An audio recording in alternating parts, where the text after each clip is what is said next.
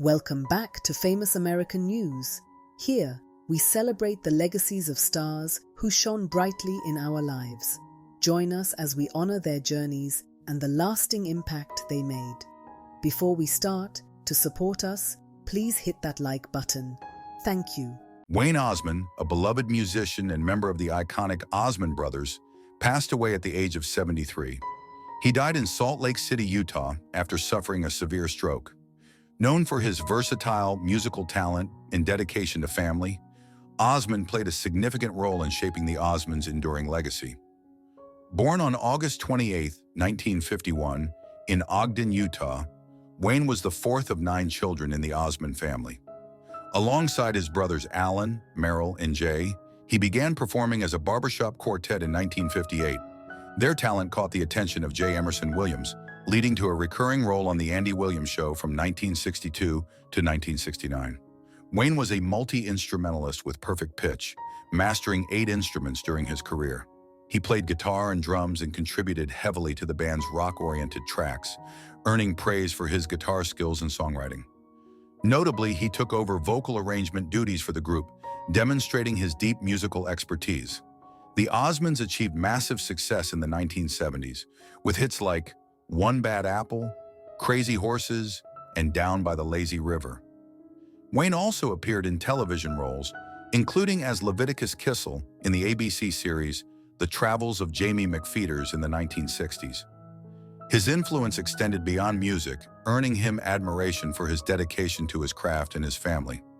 Wayne married Kathleen White in 1974, and the couple had 5 children.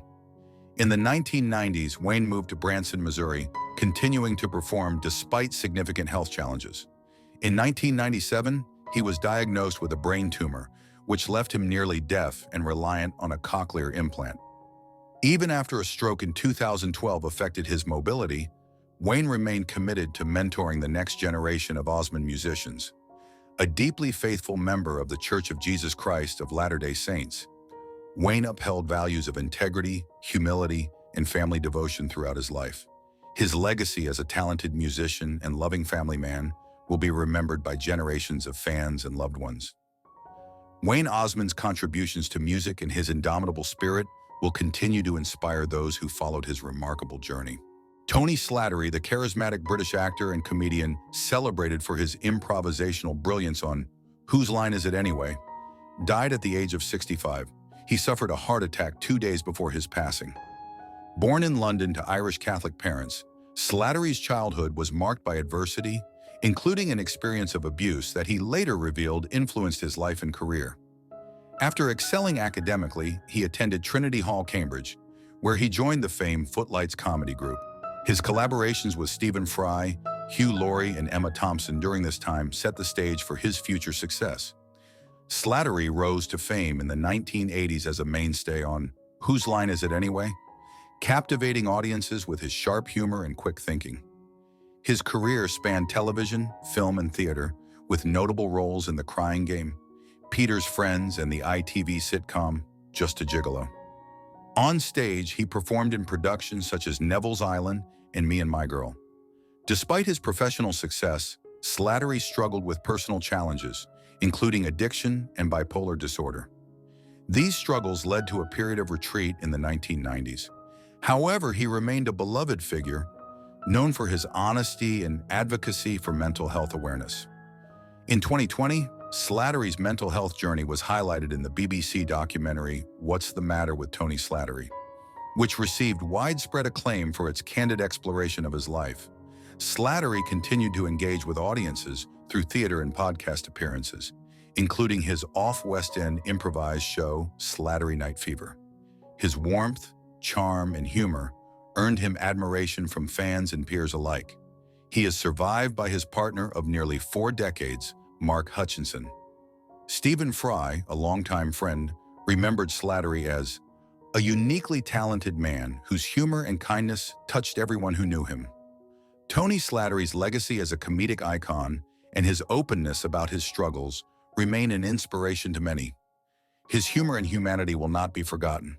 Joan Plowright, an iconic English actress whose illustrious career spanned over 6 decades, passed away at the age of 95. She died peacefully at Denville Hall, a care home for actors in London. Known for her exceptional talent and versatility, Plowright garnered numerous accolades throughout her career, including 2 Golden Globe Awards, a Tony Award, and an Olivier Award. She was also nominated for an Academy Award, 2 BAFTAs, and a Primetime Emmy. Born on October 28, 1929, in Brigg, Lincolnshire, Plowright studied at the Old Vic Theatre School before making her stage debut in 1948. She gained prominence with her performance in The Entertainer, alongside Laurence Olivier, whom she later married. Their partnership became one of the most notable in theater history, with Plowright often starring in Olivier's productions at the National Theatre. Plowright's Broadway success included a Tony Award-winning role in A Taste of Honey. On film, she delivered memorable performances in Enchanted April, 1991, for which she won a Golden Globe, and Equus, 1977. Her work also reached younger audiences through family favorites like 101 Dalmatians, 1996, and Dennis the Menace, 1993. Despite retiring from acting in 2014 due to macular degeneration, Plowright remained an influential figure in the arts. Her final appearance was in the 2018 documentary Nothing Like a Dame, where she reflected on her life alongside friends Maggie Smith, Judi Dench, and Eileen Atkins. She is survived by her 3 children, who all pursued careers in theater. Tributes poured in from across the industry, celebrating her immense contributions to stage and screen. Brenton Wood, the soulful voice behind the 1967 hits the Oogum Boogum song, Gimme Little Sign, and Baby You Got It, passed away at the age of 83. Wood, whose real name was Alfred Jesse Smith, died at his home in Moreno Valley, California, after a brief period of declining health.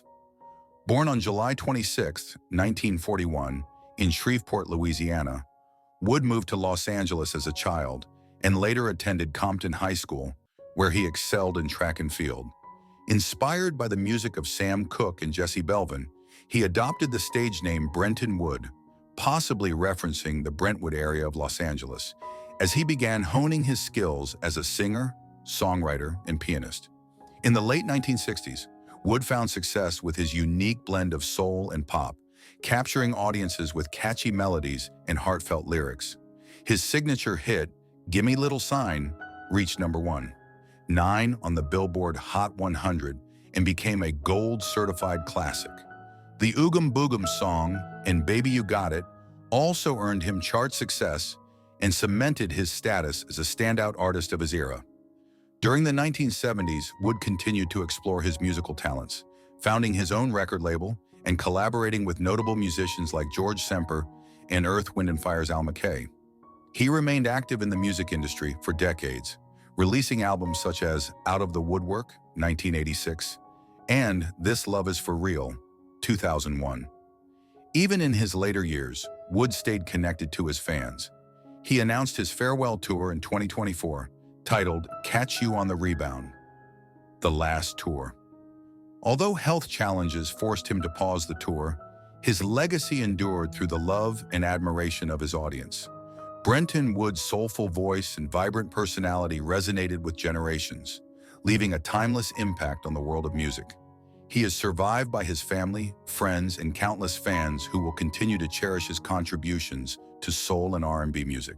The Vivian, an acclaimed Welsh drag queen and the first winner of RuPaul's Drag Race UK, passed away at the age of 32. The performer, born James Lee Williams, died unexpectedly at their home in Chorlton by Backford. Police confirmed that their death was not suspicious, and the family has requested privacy during this difficult time. Born on April 12, 1992, in Colwyn Bay, Wales, the Vivian was known for their sharp wit, extraordinary fashion, and remarkable performances. After moving to Liverpool at 16 to pursue a career in makeup artistry, they began performing drag at local venues. Their drag persona, inspired by Vivienne Westwood's iconic style, quickly gained recognition. The Vivian rose to prominence in 2019 when they were crowned the UK's first drag race superstar on RuPaul's Drag Race UK. Their impersonation of Donald Trump during the show's Snatch Game became one of their most celebrated moments. They later competed in RuPaul's Drag Race All-Stars Season 7 in 2022, where they went up against other winners in a fierce competition. Beyond reality television, the Vivian made history as the first drag artist to compete on Dancing on Ice, finishing third in the show's 15th season. They also pursued music, releasing the EP Bitch on Heels in 2022, and acting with a standout performance as the Wicked Witch of the West in the UK tour of The Wizard of Oz in 2024. The Vivian was open about their struggles with addiction and praised the support they received from organizations like the Armistead Center in Liverpool. In 2023, they spoke out about being a victim of a homophobic attack, using their platform to raise awareness about ongoing prejudice against the LGBTQ+ community. Tributes poured in from fans and co-stars following their passing. RuPaul described the Vivian as an incredibly talented queen and lovely human being, while Michelle Visage called them a beacon to so many. The Vivian's creativity, courage, and passion left an indelible mark on the world of drag and beyond. Their contributions to LGBTQ+ visibility and entertainment will continue to inspire future generations. Emilio Echevarria, a celebrated Mexican actor known for his roles in Amores Perros y Tu Mamá También, passed away at the age of 80. The cause of death has not been disclosed, but his contributions to Mexican cinema and international film will long be remembered. Born in Mexico, Echevarria began his acting journey in 1978 as a member of the Constitution of Art and Society. Over the years, he established himself as a versatile actor, capable of delivering powerful performances across a variety of genres. Echevarria's portrayal of El Chivo, a hitman with a complex past, in Amores Perros remains one of his most iconic roles. Directed by Alejandro González Iñárritu, the film garnered international acclaim, and Echevarria's performance as a man torn between redemption and vengeance was widely praised. He also starred in Tu Mamá También, a coming-of-age drama directed by Alfonso Cuarón, alongside Gael García Bernal and Diego Luna. The film was a critical success and cemented his status as a prominent figure in Mexican cinema. Echevarria's talents extended beyond Mexico. He appeared as Raúl, a Cuban agent, in the James Bond film Die Another Day, and portrayed Antonio López de Santa Anna in The Alamo, 2004. These roles showcased his ability to bring depth and authenticity to characters in international productions. In later years, Echevarria continued to take on challenging roles, such as his performance in El Búfalo de la Noche, 2007, written by Guillermo Arriaga, and Memories of My Melancholy Whores, 2011, a film adaptation of Gabriel Garcia Marquez's novella. Echevarria's career spanned more than 4 decades, during which he became known for his dedication to his craft and his ability to bring complex characters to life. He leaves behind a legacy of performances that have touched audiences around the world. Emilio Echevarria is survived by his family and countless admirers. His work in cinema will continue to inspire and influence future generations of actors and filmmakers. Mike Rinder, a former senior executive of the Church of Scientology turned whistleblower, passed away at the age of 69. Rinder died from esophageal cancer at a hospice in Palm Harbor, Florida, after being diagnosed in mid-2023. Born on April 10, 1955, in Adelaide, South Australia, Rinder was introduced to Scientology as a child when his parents joined the organization. At 18, he became a member of the Sea Organization, the church's elite cadre. Over his decades-long career, Rinder rose to the position of Executive Director of the Office of Special Affairs, OSA, overseeing public relations and legal matters, and served as the church's chief spokesperson.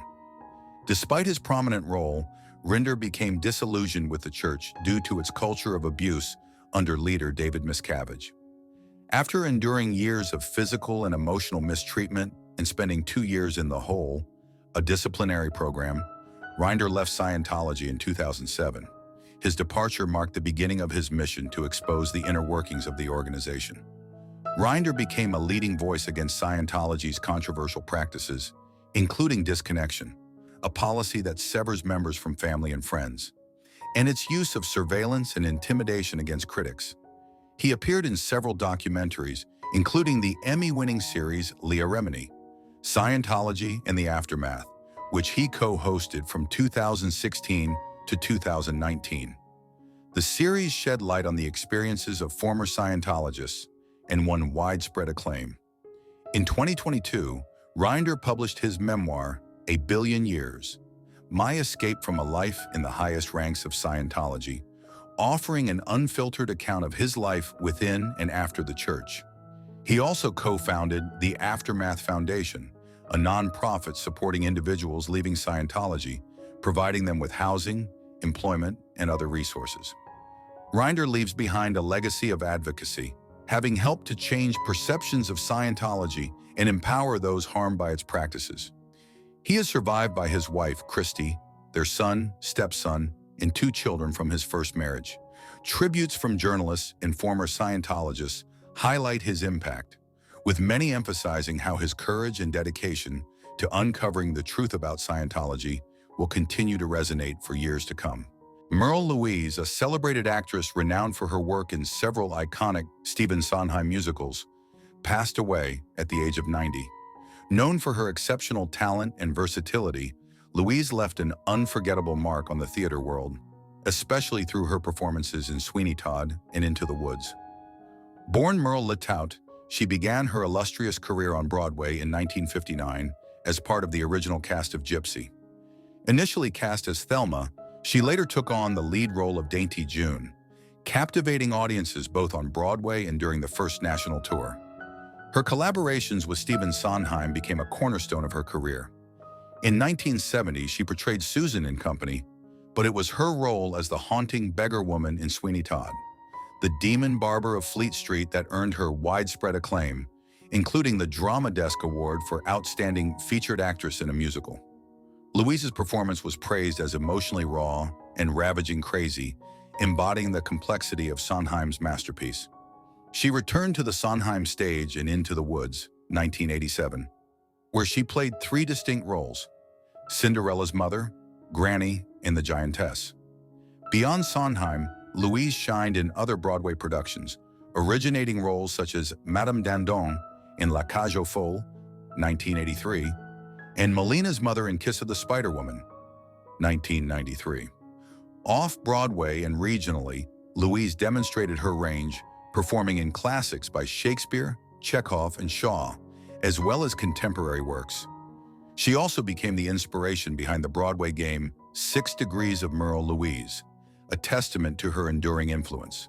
Her on-camera appearances included a role in the televised production of Into the Woods and a guest spot on Law & Order. In her later years, she continued performing in productions like Cabaret and The Full Monty. Merle Louise's artistry and passion for the stage made her a treasured figure in the theater community.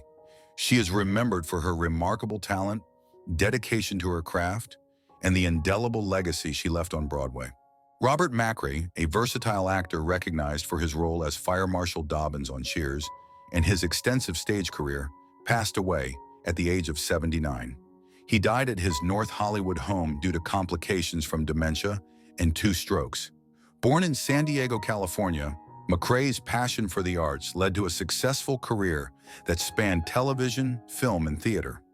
On stage, he took on significant roles in Shakespeare festivals and productions for esteemed companies, including the Los Angeles Civic Light Opera and Playwrights Horizons.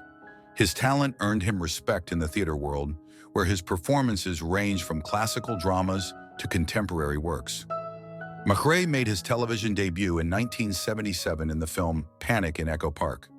He became a familiar face on TV, guest starring on popular shows like Roseanne, Life Goes On, The Drew Carey Show, Three's Company, and Suddenly Susan.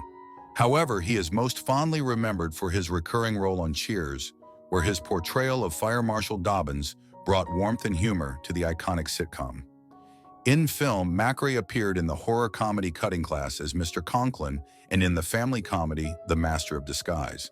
His ability to bring depth and charm to his characters made him a standout in every role he took on. McRae's final on-screen appearance was in the satirical sitcom Parks and Recreation in 2011, after which he retired.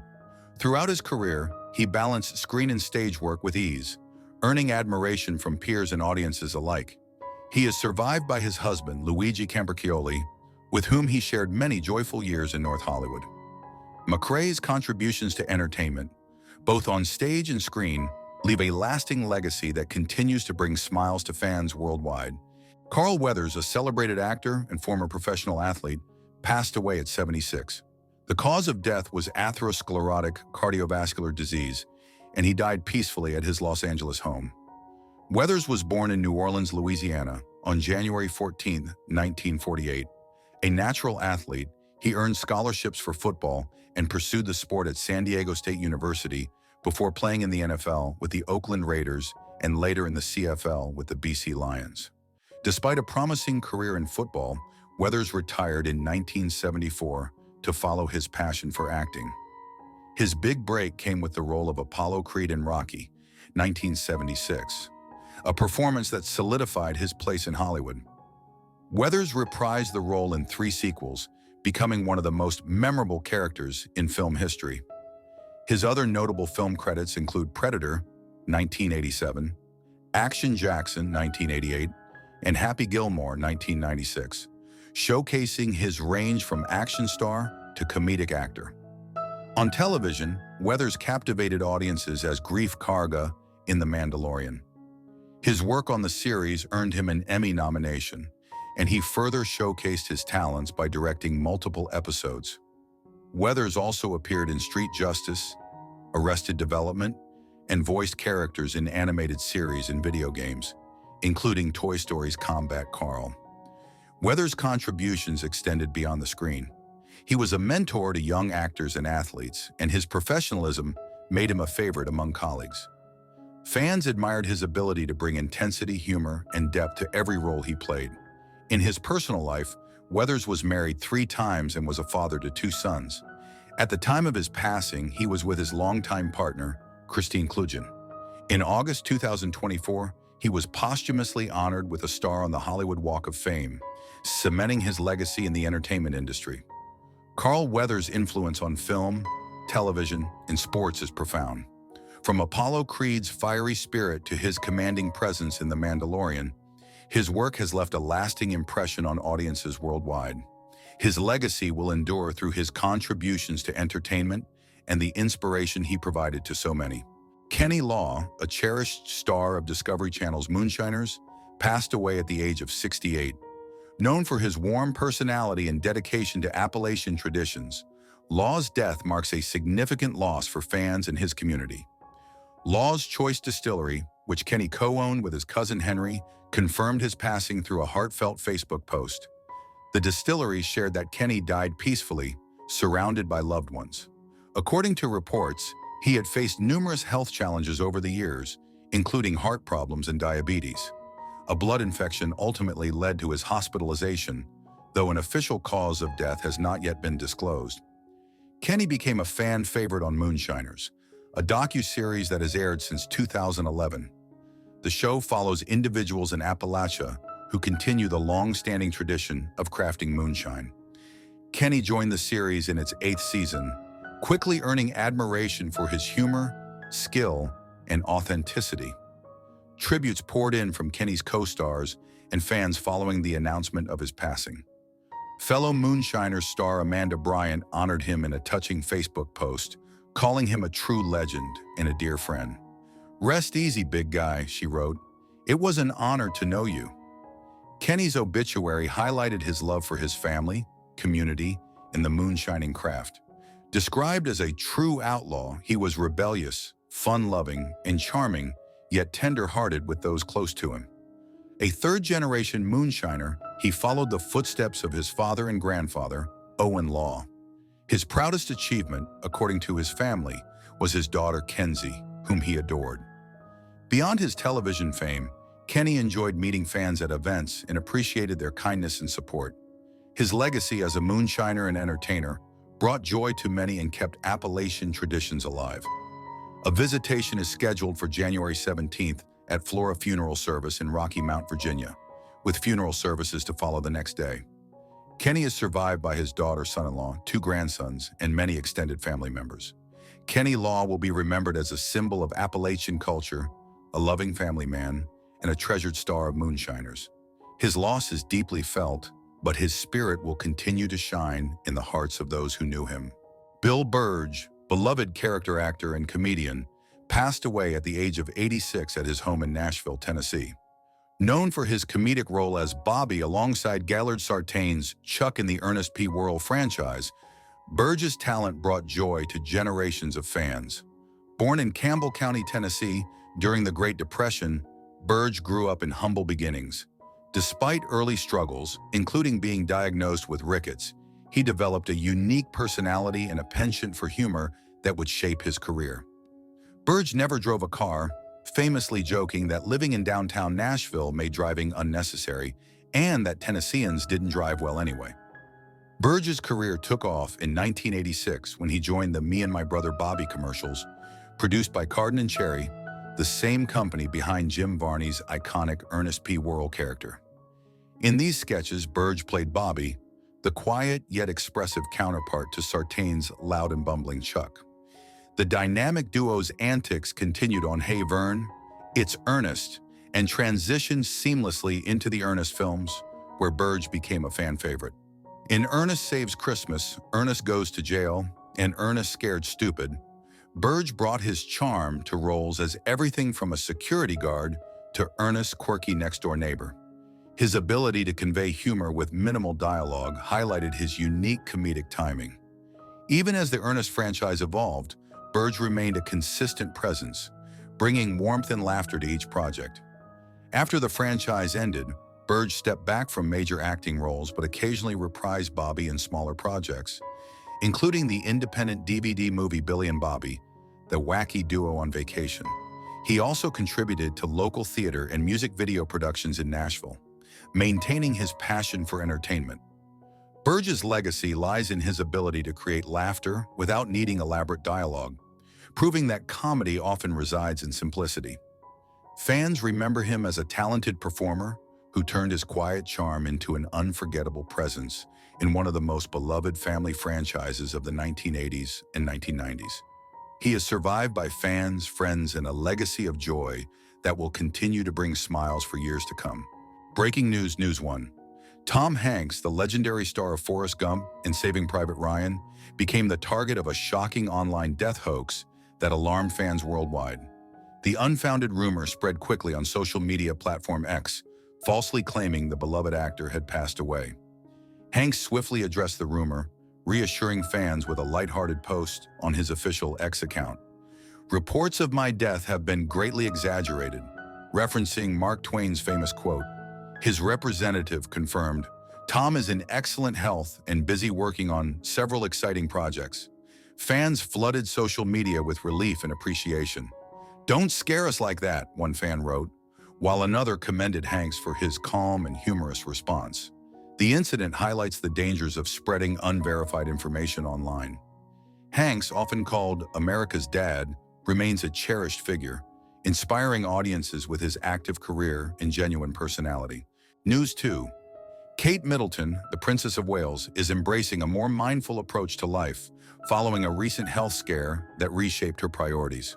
The 42-year-old royal recently welcomed 17-year-old photographer Liz Hatton, who is battling cancer, to Windsor Castle for an afternoon of tea, lemon drizzle cake, and uplifting conversation. Hatton described the meeting as an absolute honor. While details of Kate's health challenge remain private, royal insiders say the experience was a wake-up call. "She's incredibly grateful for her recovery," shared a source, adding that it encouraged the princess to focus on well-being and cherish family time. Now back to her royal duties, Kate is prioritizing balance in her life. Long nature walks, quiet reflection, and playtime with Prince George, 11, Princess Charlotte, 9, and Prince Louis, 6, are now central to her routine. Through her graceful journey, Kate inspires others by showing how self-care and family can coexist with dedication to her royal role. Her commitment to intentional living continues to resonate with admirers worldwide.